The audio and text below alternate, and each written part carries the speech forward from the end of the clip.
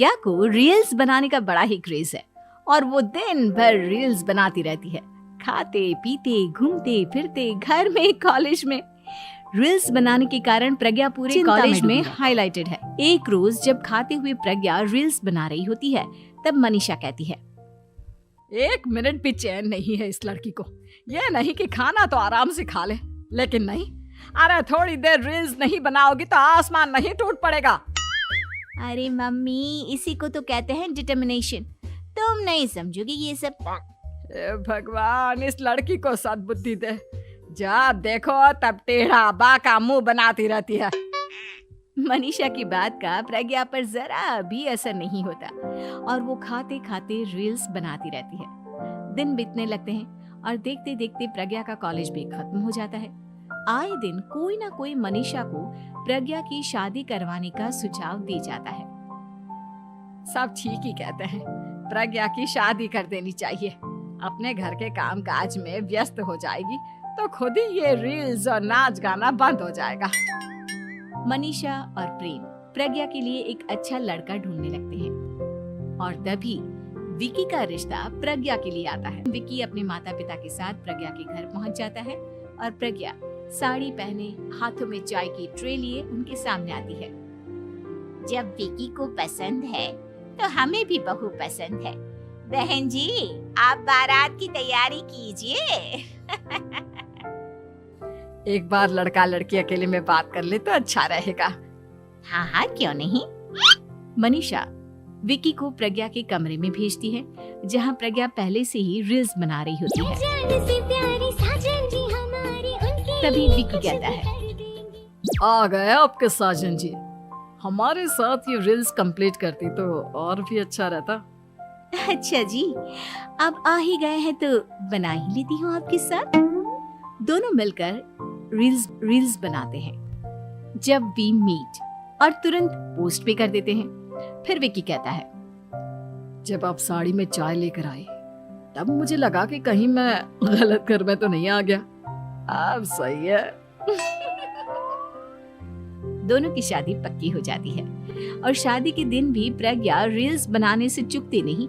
यहाँ तक कि बारात के समय भी नाचते हुए रील्स बनाती है।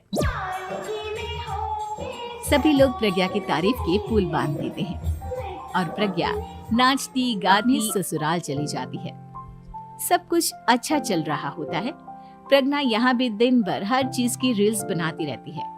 लेकिन कुछ दिनों के बाद जब सुनीता कहती है, बहू, ये रील्स के साथ साथ कुछ काम भी कर लिया करो। वैसे तुझे और क्या क्या बनाना आता है? मम्मी जी, वैसे तो सब कहते हैं कि मैं सब कुछ अच्छा बनाती हूँ, लेकिन मुझे लगता है कि मैं मैगी अच्छा बना लेती हूँ। हाँ, कॉफी भी अच्छा बना लेती हूँ और मुंह तो सबसे अच्छा बना लेती हूँ। हैं? अच्छा अच्छा। सुनीता अपना माथा पकड़ लेती है और कहती है, बहू, कुछ खाना बनाना भी सीख लेती। मम्मी जी, मैं लंबी प्लानिंग कर रही हूँ। जल्दी ही मैं इतनी फेमस हो जाऊंगी कि मुझे पैसे मिलने लगेंगे। हम दोनों सास बहू राज करेंगे, राज नौकर काम करेंगी और लोगों की तो लाइन लगेगी हमसे मिलने के लिए। तेरा दिमाग खराब हो गया है क्या बहू? हंसी मजाक तक ठीक है, लेकिन इस तरह घर नहीं चलते। जितना जल्दी हो इस घर के तौर तरीकों को सीख लो। प्रज्ञा मुंह घुमाकर चली जाती है और तुरंत उसी वक्त एक रील बनाती है।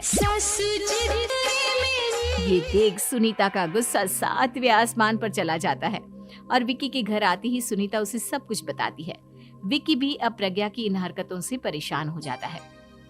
तुम टेंशन मत लो मम्मा, मैं देख लूंगा। विकी कमरे में जाता है तो देखता है कि प्रज्ञा रील्स बना रही है।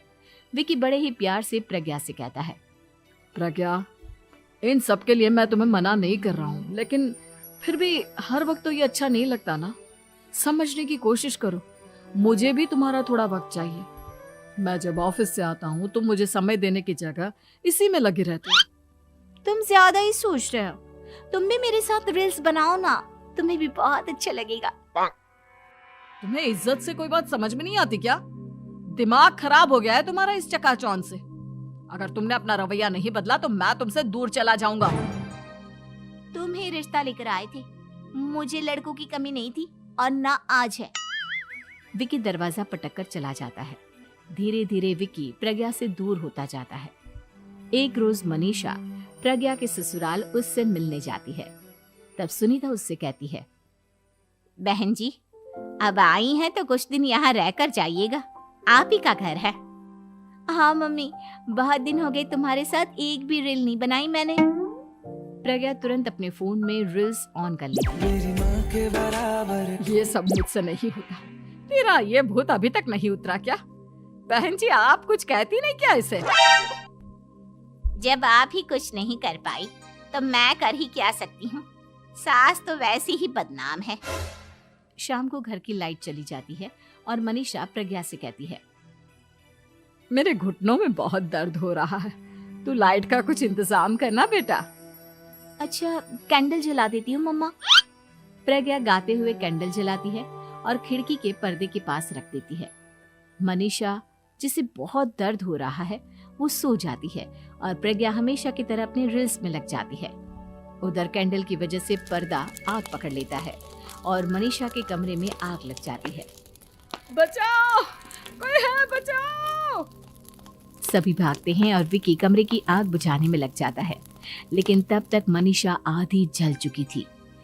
विकी प्रज्ञा से कहता है, देख लिया ना, तुम्हारे इस नाच गाने की वजह से आज तुम्हारी माँ की जान जाते जाते रह गई।